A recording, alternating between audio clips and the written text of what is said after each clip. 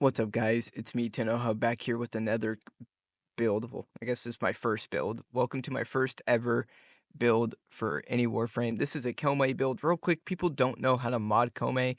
Um, MHB Lackey, this is where most of this build comes from. The only thing that I actually took from MHB Lackey was the fact, was just the general mods. Everything else is my own idea. Like the Archon shards, the weapon, and the synergies in this kit were pretty much all my own idea.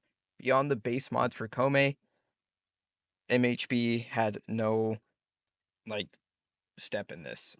Real quick, like I said, people don't know how to mod KOUMEI. I've seen people do casting speed. KOUMEI's casting speed is fine.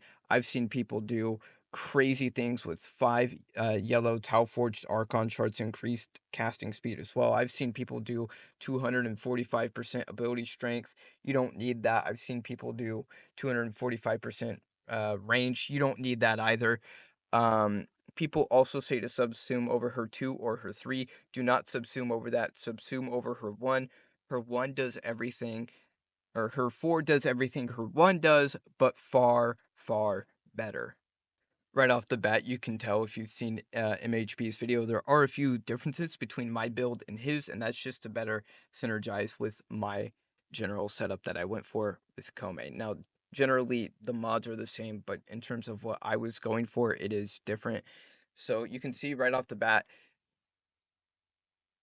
what is this build? Okay, so Carnus Carapace Umbral Fiber mixed with Arcane Battery is what gives you a lot of energy. Now, Carnus Carapace, Umbral Fiber, and Equilibrium, I would say, are the 3 most important mods in this kit, okay?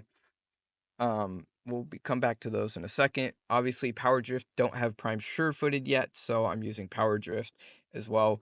I have subsumed Jade's 3, which is her armor strip, onto my KOUMEI over her 1. So when I use my 1, it's Jade's 3, and that's just because I appreciate having armor strip there, and I don't like using corrosive. I prefer viral, so um, that's why that's there. For the most part, it's pretty much the same build. Molt augmented, that could probably be changed out to better optimize this build as well. This build isn't entirely optimized. There's still a few things you could do to optimize it way further, and that's okay. But as it stands right now, this build makes you practically unkillable, and I think that's fine. So for this next part right here, obviously this is just basically equilibrium, but I made it better. Now, and if you pick up 100 health, you're going to get 140 energy instead of 110 energy, and vice versa. So that's why that's there. It's just all around great for keeping your health and energy up. You could also do Arcane Energize if you have that maxed out, but I prefer this setup just because it heals you and it gives you energy. Next up, I'm going to pair the 2 blue Archon shards together. This one is 225 armor, which coincides well with Carnus Carapace, Arcane Battery, and Umbral Fiber. So that's just there for more armor and more energy as well, but it also makes you harder to kill, too. That's one of the things about this kit. You are meant to be extremely difficult to kill. So that's why that is there. And then the other Archon chart is 7.5 health regenerated a second, which is very, very good as well. That keeps you up a lot as well. So you're not entirely relying on that equilibrium setup as well. Also, for this one, now obviously you're not going to be killing enemies with blast damage a lot, but this is just there to ensure that KOUMEI slowly over time becomes less squishy. You're already not going to be very squishy with this build, but that is there just to solidify the fact. This Archon shard also works great on Sevagoth, just throwing that out there, but that is just there to make her progressively less squishy over time, just in case you do so happen to kill an enemy with blast damage. Now, what really pulls this build together is specifically this Archon shard right here. Our Brayton does a lot of toxin to people, so that's why that is there. That will keep you up a ton, especially because the Incarnate form is absolutely busted out of its mind, okay? So this will heal you every time enemies take damage from Toxin status effect, which is really, really good for the setup that I went for.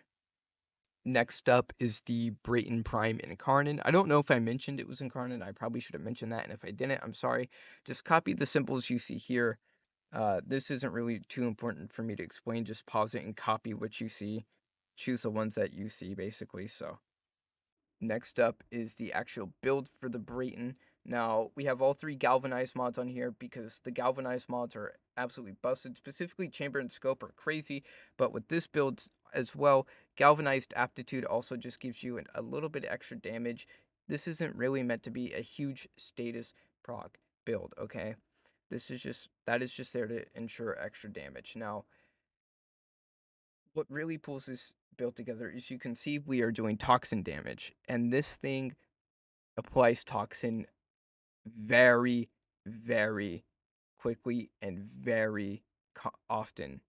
Okay, so you're gonna be doing damage, and you're basically gonna be getting healed the entire time that is happening. Okay, that is why that is there. You may notice malignant force is there next to an empty slot.